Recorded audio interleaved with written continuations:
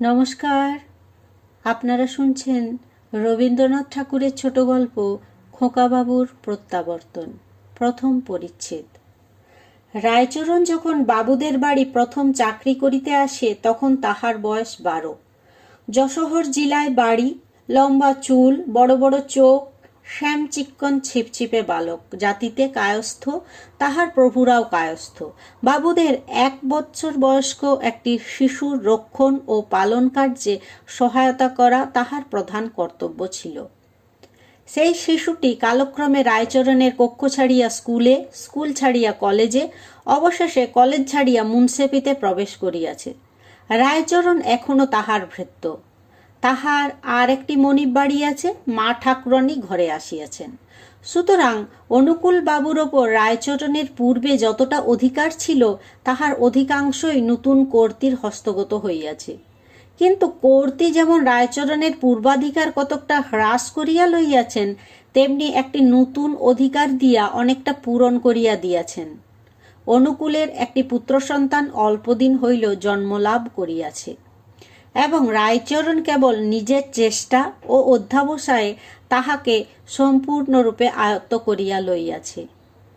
তাহাকে এমনই উৎসাহের সহিত দোলাইতে আরম্ভ করিয়াছে, এমনই নিপুণতার সহিত তাহাকে 2 হাতে ধরিয়া আকাশে উৎক্ষিপ্ত করে তাহার মুখের কাছে আসিয়া এমনই সশব্দে শিরশ্চালন করিতে থাকে, উত্তরের কোনো প্রত্যাশা না করিয়া এমন সকল সম্পূর্ণ অর্থহীন অসঙ্গত প্রশ্ন সুর করিয়া শিশুর প্রতি প্রয়োগ করিতে থাকে যে এই ক্ষুদ্র আনুকূল্যটি রায়চরণকে দেখিলে একেবারে পুলকিত হইয়া ওঠে।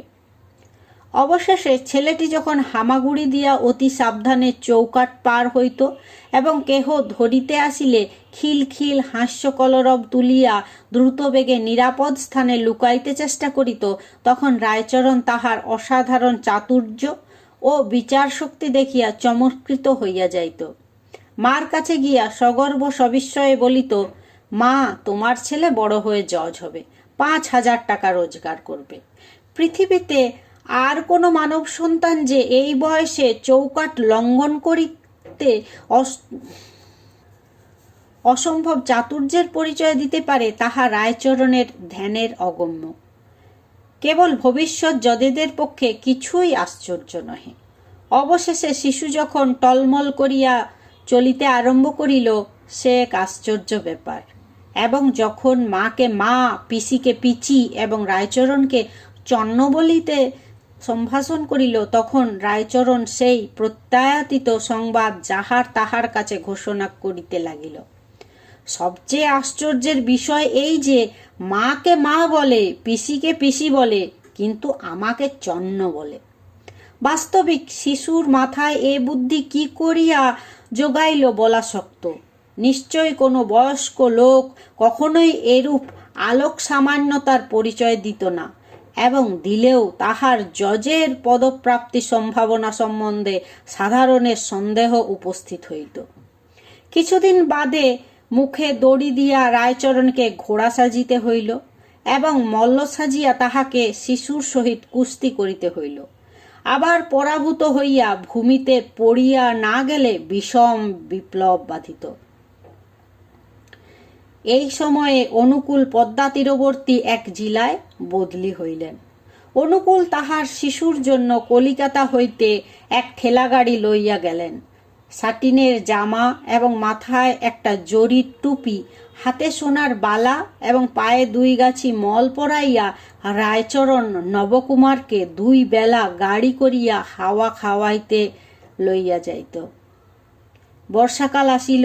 ক্ষুধিত পদ্মা, উদ্যান, গ্রাম, শস্যক্ষেত্র এক এক গ্রাসে মুখে পড়িতে লাগিল। বালুকাচরের কাশবন এবং ঝাউবন জলে ডুবিয়া গেল।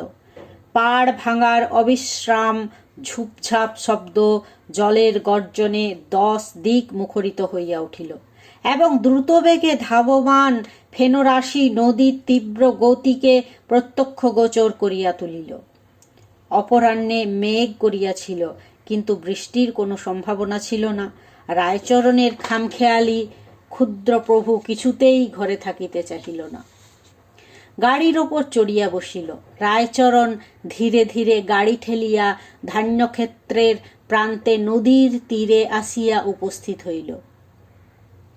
নদীতে একটিও নৌকা নাই, মাঠে একটিও লোক নাই। মেঘের ছিদ্র দিয়া দেখা গেল পরপারের জনহীন বালুকা তীরে শব্দহীন দীপ্ত সমারোহের সহিত সূর্যাস্তের আয়োজন হইতেছে। সেই নিস্তব্ধতার মধ্যে শিশু সহসা একদিকে অঙ্গুল নির্দেশ করিয়া বলিল, চন্ন ফু।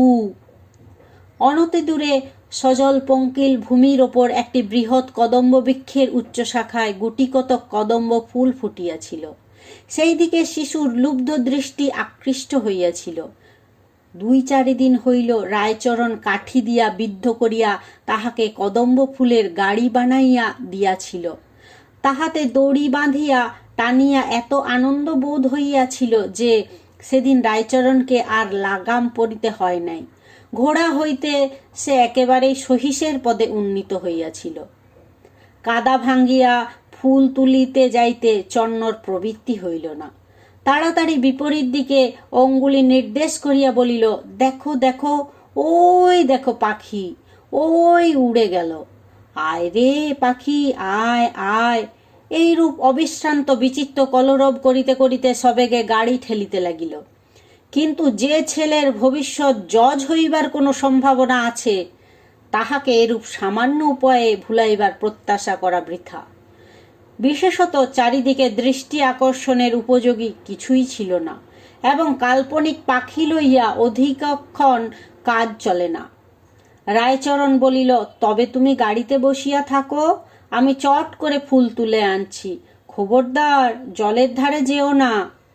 বলিয়া হাঁটুর ওপর কাপড় তুলিয়া কদম্ব বৃক্ষের অভিমুখে চলিল। কিন্তু ওই যে জলের ধারে যাইতে নিষেধ করিয়া গেল, তাহাতে শিশুর মন কদম্ব ফুল হইতে প্রত্যাবৃত হইয়া সেই মুহূর্তেই জলের দিকে ধাবিত হইল। দেখিল জল খলখল ছলছল করিয়া ছুটিয়া চলিয়াছে। যেন দুষ্টুমি করিয়া কোনো এক বৃহৎ রায়চরণের হাত এড়াইয়া 1,00,000 শিশু প্রবাহ সহাস্য কলস্বরে নিষিদ্ধ স্থানাভিমুখে দ্রুত বেগে পলায়ন করিতেছে। তাহাদের সেই অসাধু দৃষ্টান্তে মানব শিশুর চিত্ত চঞ্চল হইয়া উঠিল। গাড়ি হইতে আস্তে আস্তে নামিয়া জলের ধারে গেল। একটা দীর্ঘ তৃণ কুড়াইয়া লইয়া তাহাকে ছিপ কল্পনা করিয়া ঝুঁকিয়া মাছ ধরিতে লাগিল। দুরন্ত জলরাশি অস্ফুট কলভাষায় শিশুকে বার বার আপনাদের খেলাঘরে আহ্বান করিল। একবার ঝপ করিয়া একটা শব্দ হইল। কিন্তু বর্ষার পদ্মা তীরে এমন শব্দ কত শোনা যায়। রায়চরণ আঁচল ভরিয়া কদম্ব ফুল তুলিল। গাছ হইতে নামিয়া সহাস্য মুখে গাড়ির কাছে আসিয়া দেখিল কেহ নাই। চারিদিকে চাহিয়া দেখিল কোথাও কাহারও কোনো চিহ্ন নাই। মুহূর্তে রায়চরণের শরীরের রক্ত হিম হইয়া গেল। সমস্ত জগৎ সংসার মলিন বিবর্ণ ধোয়ার মতো হইয়া আসিল। ভাঙা বুকের মধ্য হইতে একবার প্রাণপণ চিৎকার করিয়া ডাকিয়া উঠিল, বাবু, খোকা বাবু, লক্ষ্মী দাদা বাবু আমার। কিন্তু চন্ন বলিয়া কেহ উত্তর দিল না। দুষ্টুমি করিয়া কোনো শিশুর কণ্ঠ হাসিয়া উঠিল না। কেবল পদ্মা পূর্ববৎ ছলছল খলখল করিয়া ছুটিয়া চলিতে লাগিল, যেন সে কিছুই জানে না এবং পৃথিবীর এই সকল সামান্য ঘটনায় মনোযোগ দিতে তাহার যেন এক মুহূর্ত সময় নাই। সন্ধ্যা হইয়া আসিলে উৎকণ্ঠিত জননী চারদিকে লোক পাঠাইয়া দিলেন। লণ্ঠন হাতে পদ্মা তীরে লোক আসিয়া দেখিল রায়চরণ নিশীথের ঝড়ো বাতাসের মতো সমস্ত ক্ষেত্রময় বাবু, খোকা বাবু আমার বলিয়া ভগ্ন কণ্ঠে চিৎকার করিয়া বেড়াইতেছে। অবশেষে ঘরে ফিরিয়া রায়চরণ দড়াম করিয়া মা ঠাকরুনের পায়ের কাছে আসিয়া আছাড় খাইয়া পড়িল। তাহাকে যত জিজ্ঞাসা করে সে কাঁদিয়া বলে, জানি নে মা। যদিও সকলেই মনে মনে বুঝিল পদ্মারেই এই কাজ, তথাপি গ্রামের প্রান্তে যে একদল বেদের সমাগম হইয়াছে তাহাদের প্রতিও সন্দেহ দূর হইল না, এবং মা ঠাকরুনের মনে এমন সন্দেহ উপস্থিত হইল যে রায়চরণ বা চুরি করিয়া এমনকি তাহাকে ডাকিয়া অত্যন্ত অনুনয়পূর্বক বলিলেন, তুই আমার বাছারে ফিরিয়ে এনে দে, তুই যত টাকা চাস তোকে দেব। শুনিয়া রায়চরণ কেবল কপালে করাঘাত করিল। গৃহিণী তাহাকে দূর করিয়া তাড়াইয়া দিলেন।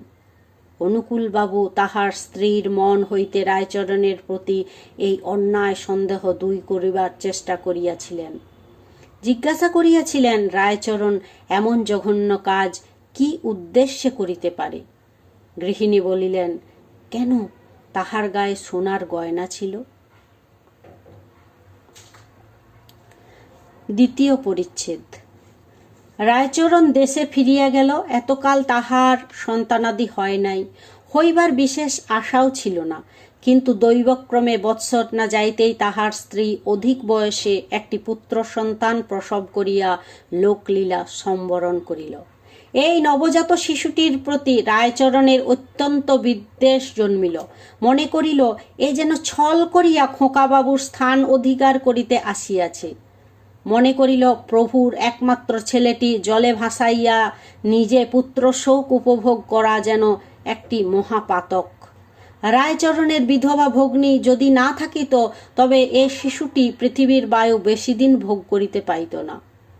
আশ্চর্যের বিষয় এই যে এই ছেলেটির কিছুদিন বাদে চৌকাট পার হইতে আরম্ভ করিল এবং সর্বপ্রকার নিষেধ লঙ্ঘন করিতে সকৌতুক চতুরতা প্রকাশ করিতে লাগিল। এমনকি ইহার কণ্ঠস্বর, হাস্য, ক্রন্দন ধ্বনি অনেকটা সেই শিশুটির মতো। এক একদিন যখন ইহার কান্না শুনিতে রায়চরণের বুকটা সহসা ধড়াস করিতে উঠিল, মনে হইল দাদাবাবু রায়চরণকে হারাইয়া কোথায় কাঁদিতেছে। ফেলনা, রায়চরণের ভগ্নী, ইহার নাম রাখিয়াছিলেন ফেলনা। যথাসময়ে পিসিকে পিসি বলিয়া ডাকিল। সেই পরিচিত ডাক শুনিয়া একদিন হঠাৎ রায়চরণের মনে হইল, তবে তো খোকাবাবু আমার মায়া ছাড়িতে পারে নাই, সে তো আমার ঘরে আসিয়াই জন্মগ্রহণ করিয়াছে। এই বিশ্বাসের অনুকূলে কতকগুলি অকাট্য যুক্তি ছিল। প্রথমত, সে যাইবার অনতি বিলম্বেই তাহার জন্ম। দ্বিতীয়ত, এতকাল পরে সহসা যে তাহার স্ত্রীর গর্ভে সন্তান জন্মে এ কখনোই স্ত্রীর নিজ গুণে হইতে পারে না। তৃতীয়ত, এও হামাগুড়ি দেয়, টলমল করিয়া চলে এবং পিসিকে পিসি বলে। যে সকল লক্ষণ থাকিলে ভবিষ্যতে জজ হইবার কথা তাহার অনেকগুলি ইহাতে বর্তিয়াছে।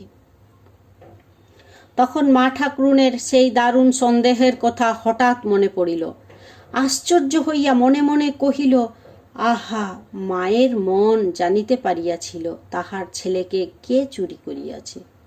তখন এতদিন শিশুকে যে অযত্ন করিয়াছে সেজন্য বড় অনুতাপ উপস্থিত হইল। শিশুর কাছে আবার ধরা দিল। এখন হইতে ফেলনাকে রায়চরণ এমন করিয়া মানুষ করিতে লাগিল যেন সে বড় ঘরের ছেলে। সাটিনের জামা কিনিয়া দিল, জরির টুপিয়া নিল, মৃত স্ত্রীর গয়না গলাইয়া চুড়ি এবং বালা তৈয়ারি হইল।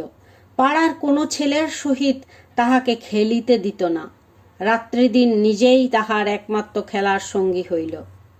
পাড়ার ছেলেরা সুযোগ পাইলে তাহাকে নবাব পুত্র বলিয়া উপহাস করিত এবং দেশের লোক রায়চরণের এই রূপ উন্মত্তবৎ আচরণে আশ্চর্য হইয়া গেল।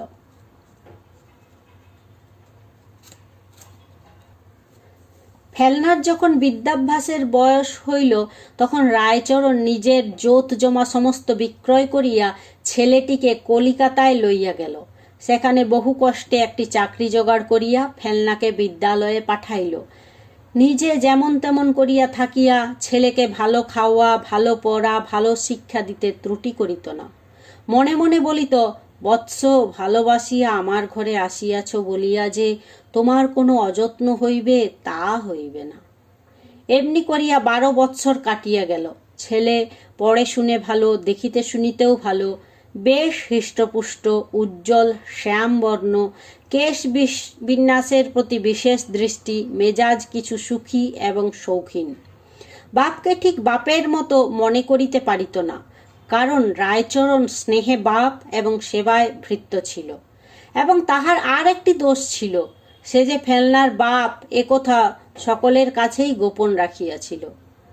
যে ছাত্রনিবাসে ফেলনা বাস করিত সেখানকার ছাত্রগণ বাঙাল রায়চরণকে লইয়া সর্বদা কৌতুক করিত, এবং পিতার অসাক্ষাতে ফেলনাও যে সেই কৌতুকালাপে যোগ দিত না তাহা বলিতে পারি না। অথচ নিরীহ বৎসল স্বভাব রায়চরণকে সকল ছাত্রই বড় ভালোবাসিত এবং ফেলনাও ভালোবাসিত, কিন্তু পূর্বেই বলিয়াছি ঠিক বাপের মতো নহে, তাহাতে কিঞ্চিত অনুগ্রহ মিশ্রিত ছিল। রায়চরণ বৃদ্ধ হইয়া আসিয়াছিল, তাহার প্রভু কাজকর্মে সর্বদাই দোষ ধরে। বাস্তবিক তাহার শরীরও শিথিল হইয়া আসিয়াছে, কাজেও তেমন মন দিতে পারে না, কেবল ভুলিয়া যায়। কিন্তু যে ব্যক্তি পুরা বেতন দেয় বার্ধক্যের ওজর সে মানিতে চাহে না। এদিকে রায়চরণ বিষয় বিক্রয় করিয়া যে নগদ টাকা সংগ্রহ করিয়া আনিয়াছিল তাহাও নিঃশেষ হইয়া আসিয়াছে। ফেলনা আজকাল বসনভূষণের অভাব লইয়া সর্বদাই খুঁতখুত করিতে আরম্ভ করিয়াছে। তৃতীয় পরিচ্ছেদ।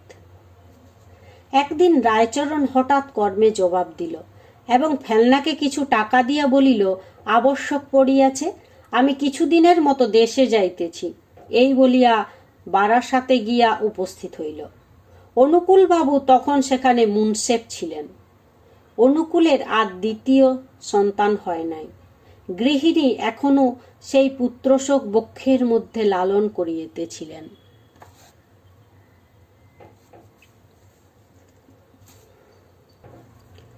একদিন সন্ধ্যার সময় বাবু কাছারি হইতে আসিয়া বিশ্রাম করিতেছিলেন এবং কর্তী একটি সন্ন্যাসীর নিকট হইতে সন্তান কামনায় বহুমূল্যে একটি শিকড় ও আশীর্বাদ কিনিতেছেন।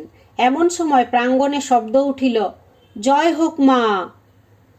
বাবু জিজ্ঞাসা করিলেন, কে রে? রায়চরণ আসিয়া প্রণাম করিয়া কহিল, আমি রায়চরণ।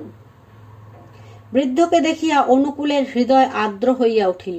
তাহার বর্তমান অবস্থা সম্বন্ধে সহস্র প্রশ্ন এবং তাহাকে আবার কর্মে নিয়োগ করিবার প্রস্তাব করিলেন। রায়চরণ ম্লান হাস্য করিয়া কহিল, মা ঠাকরুনকে একবার প্রণাম করিতে চাই। অনুকূল তাহাকে সঙ্গে করিয়া অন্তঃপুরে লইয়া গেলেন।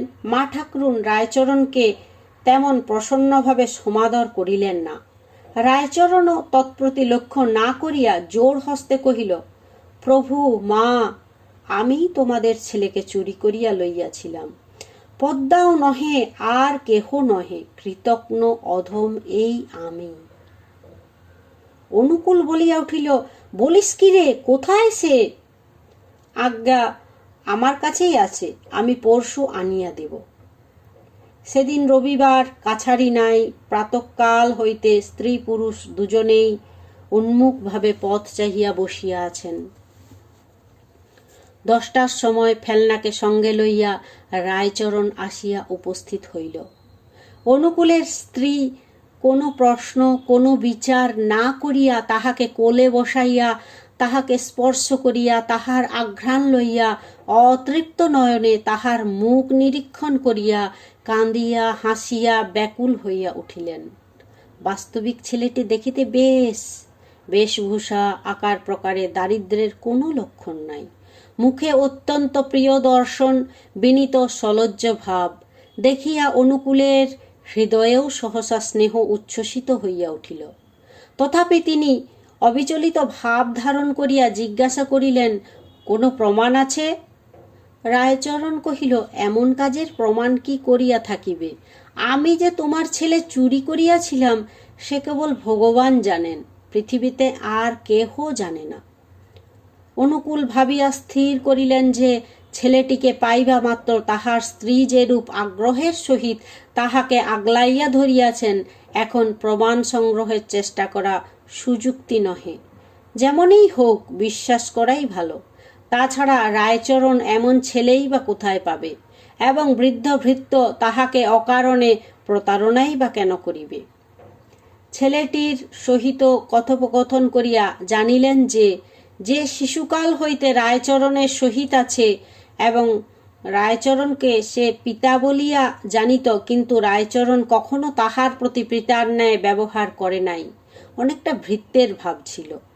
অনুকূল মন হইতে সন্দেহ দূর করিয়া বলিলেন, কিন্তু রায়চরণ, তুই আর আমাদের ছায়া মাড়াইতে পাইবি না। রায়চরণ করজোড়ে গদগদ কণ্ঠে বলিল, প্রভু, বৃদ্ধ বয়সে কোথায় যাইব? কর্ত্রী বলিলেন, আহা থাক, আমার বাছার কল্যাণ হোক, ওকে আমি মাপ করিলাম। ন্যায়পরায়ণ অনুকূল কহিলেন, যে কাজ করিয়াছে উহাকে মাপ করা যায় না। রায়চরণ অনুকূলের পা জড়াইয়া কহিল, আমি করি নাই, ঈশ্বর করিয়াছেন। নিজের পাপ ঈশ্বরের স্কন্ধে চাপাইবার চেষ্টা দেখিয়া অনুকূল আরো বিরক্ত হইয়া কহিলেন, যে এমন বিশ্বাসঘাতকতার কাজ করিয়াছে তাহাকে আর বিশ্বাস করা কর্তব্য নহে। রায়চরণ প্রভুর পা ছাড়িয়া কহিল, সে আমি নয় প্রভু। তবে কে? আমার অদৃষ্ট। কিন্তু এরূপ কৈফিয়তে কোনো শিক্ষিত লোকের সন্তোষ হইতে পারে না। রায়চরণ বলিল, পৃথিবীতে আমার আর কেহ নাই। ফেল্লা যখন দেখিল সে মুনসেপের সন্তান, রায়চরণ তাহাকে এতদিন চুরি করিয়া নিজের ছেলে বলিয়া অপমানিত করিয়াছে, তখন তাহার মনে মনে কিছু রাগ হইল। কিন্তু তথাপি উদারভাবে পিতাকে বলিল, বাবা, উহাকে মাপ করো, বাড়িতে থাকিতে না দাও, উহার মাসিক কিছু টাকা বরাদ্দ করিয়া দাও। ইহার পর রায়চরণ কোনো কথা না বলিয়া একবার পুত্রের মুখ নিরীক্ষণ করিল, সকলকে প্রণাম করিল।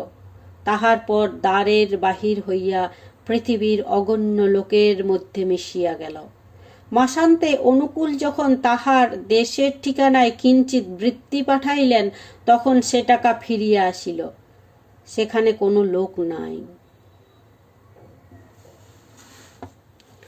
নমস্কার, আপনারা এতক্ষণ শুনছিলেন রবীন্দ্রনাথ ঠাকুরের ছোট গল্প খোকাবাবুর প্রত্যাবর্তন।